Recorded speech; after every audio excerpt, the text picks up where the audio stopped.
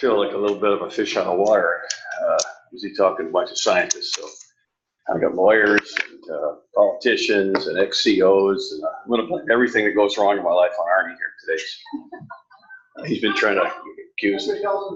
Yeah, and if you're wondering how I lost my eye, I was defending Arnie in a grizzly bear den about 5 years ago. He'd gotten in trouble, and I had to come in and help him. But, at any rate, I'm here to talk. This is a sort of a talk about grizzly bears, but it's really not a talk about grizzly bears. Okay, we're going well beyond them and sort of look at the principles above.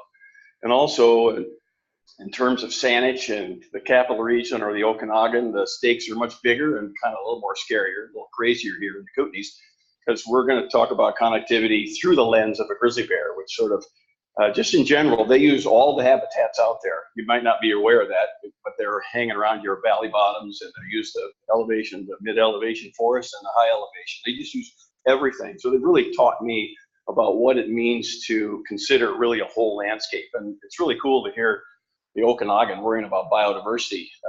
I just didn't expect all that in the Saanich, maybe in Saanich. You got Weaver over there. So at any rate, this has taught me a lot about bigger landscapes. And so I'll just go forward. I give a lot of talks, so I have absolutely no idea where this was going. I give a talk about every 2 weeks. Oh, that's going to be hard. I'm kind of an arm waver.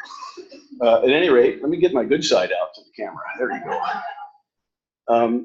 This is connectivity, really. I thought maybe I was going to have to do a little prep on that, but the previous speakers have done real well. Connectivity really is an ecological process worth managing for us. It's a bear taking a bath in the Creston Valley.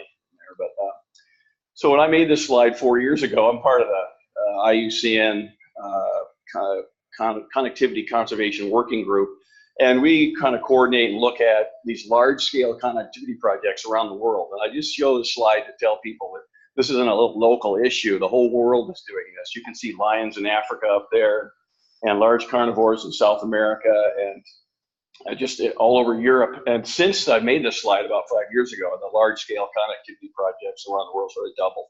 So it's really a big issue. The whole world is worried about it. We're not doing good at containing our carbon. This is how we're trying to help the world manage and adapt to climate change. So it's either this or quit driving your car, which is going to be. Just kidding.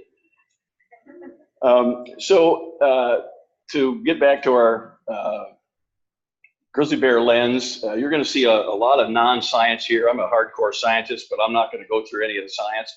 This is my PhD. I did a PhD when I was 50. I do not recommend anybody doing that. Kind of the craziest thing I ever did. But this is a map of grizzly bears from Yellowstone up through Jasper, okay? And I used like 3,000 genetic samples of bears and 800 bears with radio collars. And we tried to figure out what that larger landscape looked like. And we found those yellow dotted lines are sort of the fragmentation lines of grizzly bears. And they used to go all the way to Mexico, grizzly bears, but they've been knocked back by the settlement of the West to our area. And you can see that we're, if I get a little line here, yeah, this is sort of the line in the sand of grizzly bear extirpation. Don't get worried, it's actually quit since the 1970s. There's been no more shrinking of the grizzly bear territory. But you can see these are population estimate numbers. Population of 44 bears will not make it over the long haul, right? We know that about the universe. If you're 40 or 50 animals that you're isolated, you won't make it. I think, what was that movie about the kids stuck on the island there? Oh, well. What? Lord of the Flies. That should just say the whole thing right there. But at any rate, so these little small populations are at high risk. One of my jobs was to maybe solve that problem. I figured out this long-term fragmentation, and these yellow lines are all correspond to our human settled valleys and our transportation corridors, right? So it's no secret. I'm really good at science of the obvious. That humans, we're sort of fragmenting the bear. It's kind of crazy too. It's the biggest, grumpiest. I can do anything I damn well to these animals, but just a little bit of human settlement, sometimes very thin, tends to break it up into little compartments. And 500 years from now, if we don't fix that, a lot of those bears won't be there. So that's sort of a societal goal to keep bears around. What's causing that fragmentation is basically conflict with people. Over the 60 years of getting lured. This is a bear that was in Arnie's world, I think. broke into a house, that bear's going to be dead in a couple hours. You're not going to live through something like that. And this bear didn't do anything. He actually just dug a little hole right there. But one way or another, we attract bears because they have a similar digestion as we do to our types of foods, and sort of unenlightened policy, we end up just killing them. That's what we've done. But now we're sort of changing that a little bit. But that's what's created those conflicts. And this is just a map of all the non-hunt mortalities over the last 40 years in our region. You can see there's these walls of mortality. This is a Sparwood, Fernie. It's a hard time for a bear to get through that and live across Highway 3. This is BC Highway 3. The Cranbrook area is particularly a wall of mortality to get from the Rocky Mountains into the Purcells. Pretty hard to come out alive if you go through there. We just have a policy of attraction and conflict management, which has been kill that bear or move it, kill it.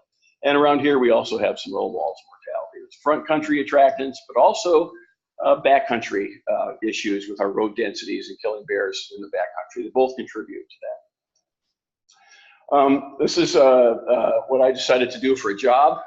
I'm a self-employed biologist, so I decided to try to understand the whole situation and erase those yellow lines and get bears moving between those into those areas. And we got several really large populations. They're sort of the anchor of this whole system around here. So I was set out 15 years ago to sort of try to fix a portion of that from Caslow. And so this is, we're going to skip over a lot of science. This is a sort of connectivity science now. Here I am trying to erase those yellow lines. I put radio collars on bears. It's quite the fun living. Anybody see The Hurt Locker around here? Remember that movie where the guy went out and he would defuse bombs? Well, that's what I feel like my job is like, right? He got completely addicted to the adrenaline. He went back to home. He got his wife. So I'm going back to defuse bombs. So when I saw that, I went, oh my God, that is so me. Anyway, it's good fun. You catch a bear, it's kind of easy. But when you catch a bear cub, what do? We can talk about that over lunch. Anyway, so we did a lot of ecological modeling and a whole bunch of kind of crazy things. And we ended up with, so this is what it looks like. I get mountains of data. I put a radio collar on a bear. I get a location every hour or 2 hours for a couple of years. You put them on 100 bears and you just see they go everywhere. Remember how I said they go everywhere? It looks like they pretty much go everywhere. And then I took all that, put it through a computer and digested and came up with sort of two things. Came up with these green areas, which are sort of backcountry good habitats, right? But what I really wanted to know is how to erase those yellow lines, which are now, of course, those red lines, which are the highways, right? So I want to find out how I can get bears to move across these highways over here in the Wycliffe area, or up here in the Columbia Lake area, or in the Creston area where we are. These are little places where the bears taught me it would be best to focus our energy to, we can't manage everything, so we can manage those areas. So this is sort of my Proctor's little dreamscape. This is what my future would look like if we could get bears moving from this big area of 600 bears into these little isolated populations and down into the States. We could sort of solve this problem. That was my my life or my work goal. And so really wildlife management is really not wildlife management, it's really people management. And that's why I'm stuck here talking to you guys. I'm following Julie at the end of Juliet's whip, right? She wants to get me in here and explain all this. And it's not easy to get a picture like this. You just need some good old-fashioned Moosehead beer. You can just get about anything done with that. The hardest part about this job up here is remembering which button is which button. Glad one of them not set on explosive in the other room or something. So at any rate, so I've sort of told you what the problem was and what I set out to fix. And now I'm just going to go through a few slides and talk about maybe the 5 or 6 things we did to solve that. And this is now what we're really looking at is large scale, region scale connectivity, right? From the Yellowstone all the way up into Jasper. And so one of the tools we did was to buy strategic lands through the Nature Conservancy and the Nature Trust of BC that would help facilitate the movement of animals sort of in a wildlife friendly way. And so we've done that, and we've protected about 210 square kilometers over the years. These are some of the NGOs that have helped in that. I think the next slide, no, it doesn't. So we bought like $58 million worth of land on that, okay? And I used to joke, if maybe it's not true anymore. I said, I want to try to go out and I'll give you $100 for every dollar you can raise using the word biodiversity out in Creston, right? And so you won't raise any money, but with grizzly bears, you can actually raise some money. So one of the values of them, you can use legitimate conservation of grizzly bears to maybe leverage for other reasons. That's sort of where we're going in this talk. The other thing we've done with Arnie and James Barber, we instigated a non-lethal grizzly bear management program where we intervene. You can actually teach bears to not get in trouble. Our success rate with females is 83%. Our success rate with males is 65%. It's kind of a universal truth in there. Most of you guys probably know that already. Half the crowd is probably in denial. But I worked with a BC Conservation Officer Service, and they've been, really open to this. We catch bears, train them up. It's really good fun. You cannot have more fun. It's called catch and release grizzly bear hunting, and then, you get to catch them again in a couple of years. It's crazy. At any rate, we also have a cost share electric fencing program. We get out there and try to implement solutions, not by talking about it, but actually getting involved. And we've raised money, and we've put, just in our region here, we've put up about 88 fences, about $75,000 that we've invested, not me personally, but my funders. And it really solves problems for attracting grizzly bears. It doesn't do much for, endangered leopard frogs, but it does do a lot for grizzly bears. And we're also realizing that if we're going to have bears walking through human environments, that we're going to have to train up people to live safe and be safe. So we have bear safety programs and bear spray thing. We attract them by, I have inert bear spray, and 1 out of every 10 of my inert bear sprays is actually a live one. And then I encourage people to come in, and you can put your family members up and a little bit of roulette, and it's amazingly effective for luring people in to practice bear spray. So the other thing that's kind of cool, this is sort of the front country. That was the human settled valleys where a lot of our conservation issues are. But we also work in the back country. I'm not going to go through any of this, but we've spent a lot of time identifying grizzly bears' most important food around here. That's huckleberries. And through the Nature Conservancy, who owns this big piece of land called Darkwoods, just to the west of here, you can see the green are all these little huckleberry patches, and they've gone in and continued a long-term program where they've closed roads around those huckleberry patches. Has been unbelievably effective too. We don't close all the roads, we just close a portion of them around the most important places for bears to get fat and pregnant. And they, it really works. To see where we're going here. So we have, well, maybe my next slide. So those are sort of some of the issues we've done around grizzly bears. So how's it working? Just to follow that example, we've shown through our research, we've actually followed up, on all how do these things work, unlike those OC peers. So we got much higher densities of females in there, and they have much higher reproductive rates. Their fitness is better. So we're actually showing a link between that policy and how it's effective. This is a human-caused non-hunt mortality in our region. This is the Selkirk population between here and Creston, Nelson. Its non-hunt mortality was on an increase before we started. After our program, we sort of deflected that down. We're showing a decrease. This is the adjacent valley in the Sparwood, Fernie area. They have the same education program, but none of the intervention programs. They don't have the electric fencing. They have a little bit of land purchase, and they don't have the CO program that we had over here, and it's just still continuing. This is me convincing myself that all the stuff that we did is actually working. I don't believe my own stuff any more than you should until I pick it around a bit. And then that's so our mortality is working, our populations are kind of increasing. Is that connectivity? How's our bear connectivity going? I'm going to show you 3 or 4 lines of evidence to convince you that maybe it's working. This is a radio telemetry bear we caught in the Yak. He was 3 years old. We named him after Hyde on the 70s show. I don't know, he's kind of a crazy guy. But anyway, this is a bear moving from one ecosystem. This is connectivity. This population was fully isolated for 60 years. There wasn't any bears moving across here breeding for about 60 years. It's a crazy thing, mainly just because of a little bit of Kootenay Lake, but this was sort of the death zone up here, and this area has been kind of the death zone over historically. And so we're trying to reconnect to this to see if we can do it. And anyway, here's a telemetry bear. We've got 3 or 4 telemetry bears going across there. This is the kind of thing you want on your teenager when you send them to university, right? Like, what do they actually do? You just put that radio collar on them. You can download the data on the internet, and you find out where they're all at. And we sell this kind of equipment for you if you'd like. That's how we fund our research.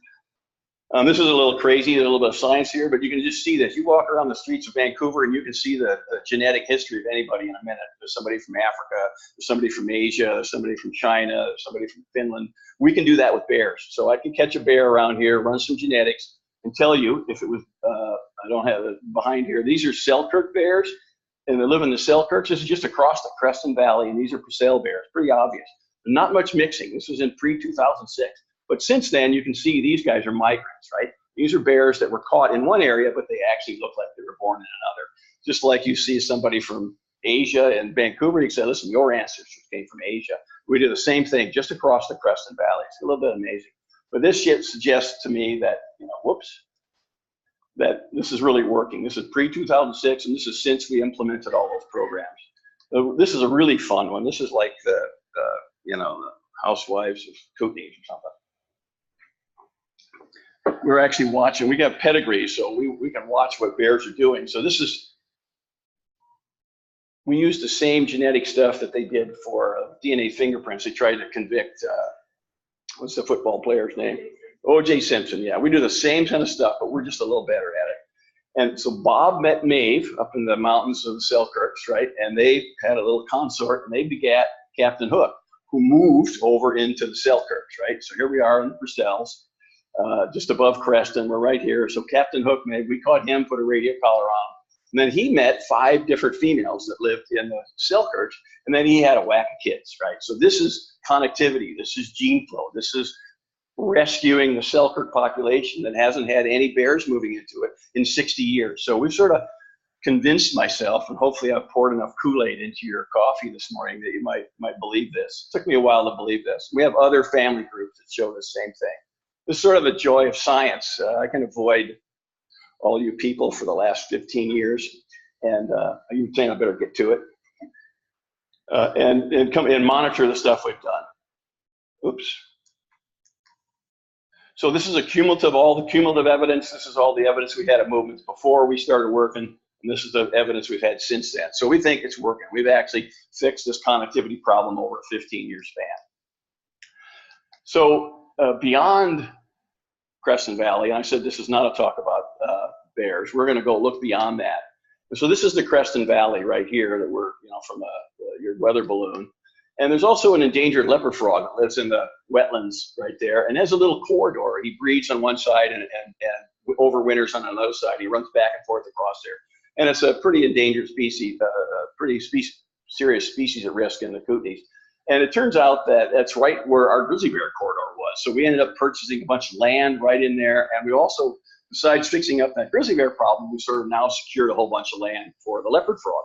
They've been working for a decade to get enough money to buy that leopard frog property. Remember my little story about raising money about biodiversity? Well, bears got that money. It was actually kind of cool. And we did it.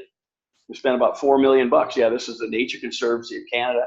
Owns a bunch of those lands, the wildlife management areas there. And we sort of secured this corridor.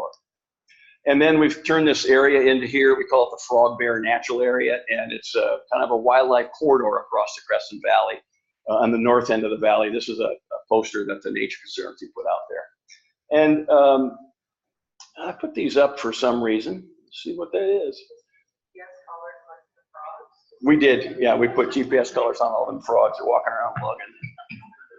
And I think I'm just reminding you where I'm at here. There may be some point to this, I'm sure there is. So anyway, I'm just talking about this Frog Bear Natural Area. This is the blue is all where the lands that the Nature Conservancy bought. This is the predicted linkage area. This is our corridor, and we're trying to secure this whole thing. So the whole point of this is, here's a little series of slides. Here's that Creston Valley again, and this is the riparian area, which is the water-based ecosystems that you were talking about. You've now become my main hero. I've been saying for decades, let's just protect them. Let's quit talking about it. And this is the riparian area in the Creston Valley. Here's the grizzly bear good habitat in the backcountry. This is the corridor predictors that our grizzly bear land taught us. And this is the overlap of that, right? This is the overlap of riparian and grizzly bear corridors. And it's just this huge amount of overlap. So this occurred to me about 2 years ago. And I thought, wow, that's kind of cool. there must be, maybe, I wonder if there's really a link between grizzly bear corridors and giant landscape conservation and the small little areas in our valleys. And this is sort of a lot of the radio collar data. The bears are now living in the Creston Valley. They use that riparian habitat like crazy. So then I started thinking about the whole region. This is the Kootenay region now. And it hit me about a year and a half ago that all those grizzly bear linkage areas you see really overlap right over all those riparian wetland areas, right? And I was just kind of a little bit astounded. And I went in and did a big GIS analysis. I'm a GIS monkey. And so what you're seeing here is the whole Kootenay region. And now here's that red spot we looked at. All those red areas are where Proctor's grizzly bear corridors overlap with rich wetland riparian habitats. And just a light bulb went off in my head. I said, oh my God, we need to marry these two ideas. Most of the conservation organizations, Habitat Conservation Trust Fund, Fish Wildlife Compensation Program, Columbia Basin Trust, all these places are tending to think of habitat types. They've all got a riparian zone, and then they've got an upland zone. But what we want to do is marry those all together into sort of a holistic look at the region and say, listen, maybe we need to marry even grizzly bear connectivity with frog connectivity. And what did you say? How many insects do you have in your little? Yeah, and so, you know, you just became my second hero today, worrying about 70,000 insects. That's biodiversity. So at any rate, I just came up with this idea, and I think Juliet and Marcy Marr coined the term Kootenay Connect to try that. What I wanted to do was have the Kootenay region recognize at some level and get their local governments together and recognize the importance of and establish these multi-jurisdictional biodiversity wildlife corridors. Okay, that's sort of my little dream. And the idea is a little bit taken off a bit, maybe too fast for my taste. It's kind of caught on. And so they're not really going to be a park. They're not going to, you know, it's going to be a combination of public and private lands because wildlife doesn't really care who owns the land. The frogs go where they got to go. The bears go where they got to go.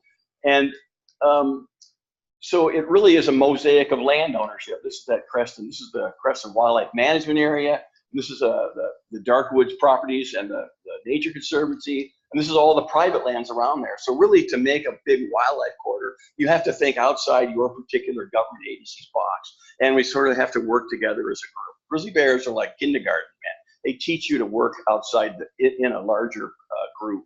You can't really do grizzly bear work without thinking as a cooperative. So this is what we've come up with. We call it Kootenay Connect.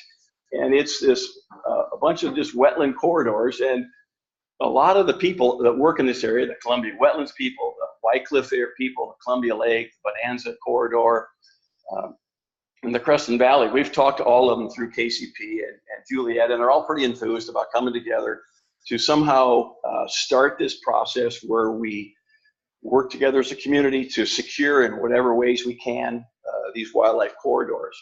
And I'll be really honest, I don't have all the answers for that. I was so excited to hear these talks. These guys might have all the answers to it. That it's going to, I'm a bottom-up biologist, but this is sort of bottom-up government agency. We're not at the feds trying to impose rules. We're talking about doing it from within our communities. Pretty exciting to me to hear this. So this is a report. KCP gave us a little money. We also just got a really generous, nice grant from FWCP to follow through with this for the next couple of years. And KCP threw in a little money. They were so enthused to get us started. So we wrote a report just explaining this whole thing that I've just sort of gone through. And so these are real quick. I got 30 seconds. These are just some of the corridors we're going to look at. This is Columbia Lake on the north end and the south end. You can recognize the red or the overlaps between riparian and bears. You know, there's sort of the WMA and the private lands around there. This is the Columbia Wetlands. This is a Luxor corridor. This is the south end of the Columbia Wetlands. It's got a very complex ownership pattern. The Kimberly Wycliffe area is a little bit different. It cuts between the grassland riparian matrix between Cranbrook and Kimberly. It's also got a very complex structure or a pattern of ownership. And then Bonanza corridor between north of Slocan Lake. And then this is how, you know, 2 years ago, these things all popped up around the province. Everywhere you go, you see these. And, you know, it's interesting and all, but, you know, next 93 kilometers, what does that mean? That just means everything's a corridor, but really that's just a bit too much. It's a nice idea and I appreciate it, but I think to be effective, we need to hone it in a little bit and find the biodiversity areas and find the areas that we do it. And I think I'm being cut off. Okay, here we go. And I think I'm done. I really have no answers for a lot of that. So I made a little list of non-answers, but the two talks before me did such a better job at bringing that. And really, we're here and I'm here, I think, to listen to ideas that you guys might have about how your agencies could fulfill some of that. And I just sort of wrote down some of the things. That's about it. I made it. Thank you.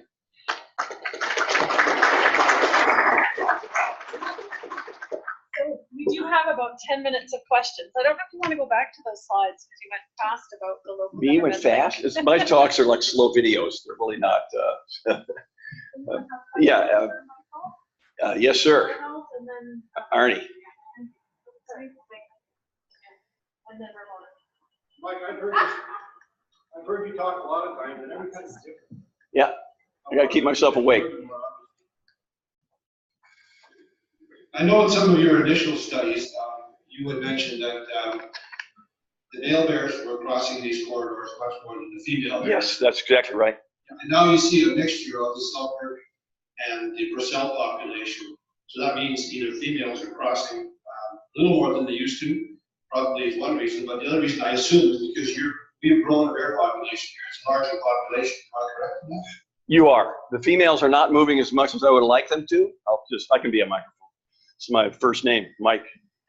The females are not moving. The males are. We use the males to teach us where the best places would be. But also our backcountry management has lowered the mortality in the backcountry, and most of the bears get killed in the front country. So we are seeing an increase in those populations. But that's happening all over North America. You hear in the environmental community that grizzly bears are going to hell in a handbasket. It's not really true. They're actually doing pretty well. And even though the province had a hunt, they managed them pretty well. And grizzly bears are doing better. So you can't blame it all on me is what I'm trying to say here. So, but they are improving on our adjacent landscapes.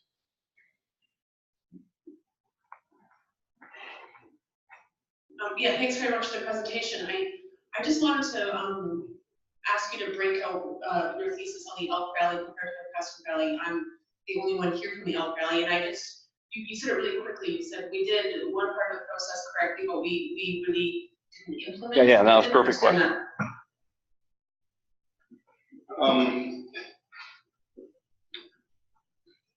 Environmental education is a big thing. It's sort of ubiquitous in the world. And what my point in a lot of this is that it's not enough. So you guys have a bear aware and a wild safe, and that's really good, and you purchase a little bit of land. But the projects, what we've done differently, we have all those, is we've actually gone out and had a cost share electric fencing program. Right? We've actually gone out and worked with the COs for a decade and radio collared problem bears, and taught the COs, taught the bears, and taught the farmers how to develop a system where we don't have to kill them, and that's really worked. They're trying to do that in the Cranbrook area. They're a little slow on the uptake. Just teasing, if they're listening. So it's these programs that really, where you get involved and solve a problem rather than telling somebody to solve a problem that actually works. So I was using that as an example that the stuff we did kind of worked. The Nature Conservancy has been pretty proactive in purchasing land over there. So some of those programs have been there. And we're actually moving our little projects and stuff over to the Cranbrook South. I'm doing a full talk for an hour in Cranbrook on the 25th of April. Bring my bear spray for defense. I'm just kidding, it's a little side joke.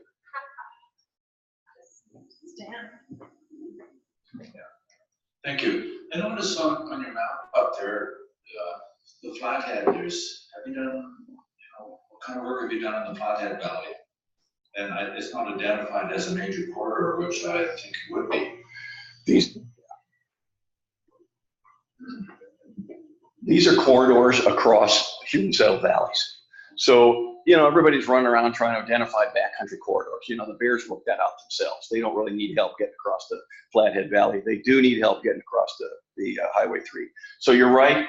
This is a big corridor down this whole thing, but really I'm just worried about getting across Highway 3 and getting in various places. So you're right, and I'm right. Wayne, Ramon, and then Jerry. Thank you, Michael, for all your work with yours. I want to put it in the context of rare and endangered species, the status of grizzly bears in British Columbia from your perspective. And when we look at Sarah, moving forward with Sarah, there's talk about rather than maybe focusing on individual animals that are listed, instead establishing larger areas that have multiple rare and endangered species living in them, and instead focusing our time and energy on that. So I'm interested in your perspective on that as well. I hope you have clout with Environment Canada and funding, because that's right up an alley. Yeah, I know Catherine. I was at a news conference with her, and anyway, it was very intimidating. Did somebody pay you to ask that question? That was really, really well done. Thank you. That's why I said this talk really is not about grizzly bears. There's a new, you've heard about the Federal Nature Fund. They're putting out, it must be an election year, and they're putting out a lot of money. Just a little joke. So we're going to put in Kootenay Connect and the larger community of biologists and landscape managers stuff. I put in a proposal to the feds, and it's going to do exactly what you said. We're not going to focus on grizzly bears. They're a species of special concern federally, and it's not really a big deal. Nobody's going to give us any money. But what we're using them for is the lens to sew together the landscapes and focus in on the riparian wetland areas that house many of our species at risk. So we're talking to Richard and Irene Manley and a lot of the more educated species at risk biologists, and we're getting together a team, and we're putting together a proposal and to morph Kootenay Connect away from grizzly bears back to the landscape that protects all those species. So we're trying to do exactly what you said. I hope I answered that correctly. We're going to focus on those valley bottom corridors that are made up of wetland riparian areas that are attached to their upland habitats in a biologically relevant way, and focus on that. So that's where the world's turning. There's like 70,000 species at risk around the world, and we can't figure all of their solutions out. So we've defaulted back to a systemic landscape level, and that's how we're going to morph it. We're going to evolve here, I hope. And if you can call up Catherine and tell her that our project should get funded, we'd like that. No pressure. Just kidding. Thank you, and thank you for the work you do. I think maybe about 12 years ago you were doing work in the Proctor Community Forest, and that's the first time that I heard your name. So my question is, have you noticed any behavior that you would attribute to wildfire in how the bears are moving throughout the corridor? Because we now have quite a number of grizzlies in here at Proctor, given our isolation up against the corridor that we didn't have before, and we have quite a lot of burned out area of us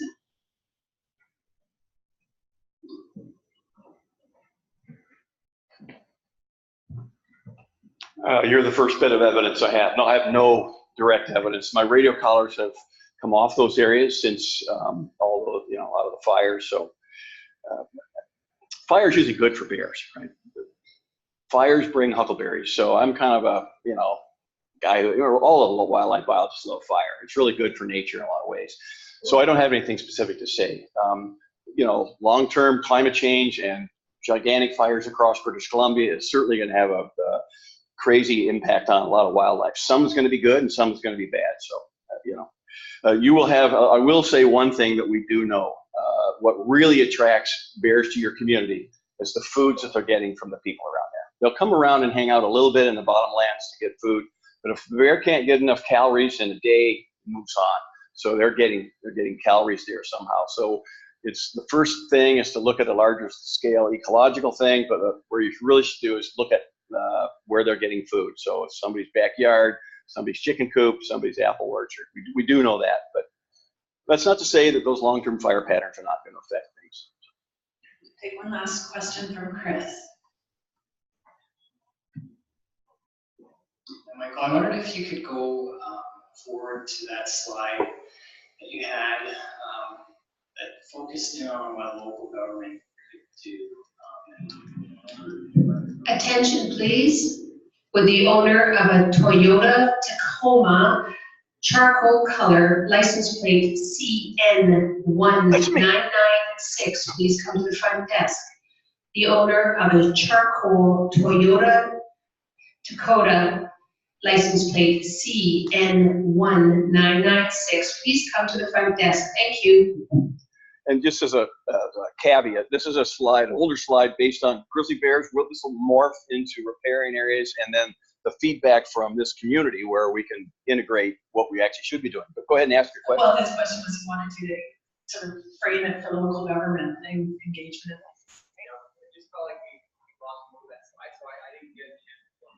Yeah, no, that's good.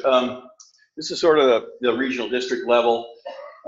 Basically, I'm sort of repeating what these folks said earlier of all the things they can do. It was really nice of Juliet to set that up really well. I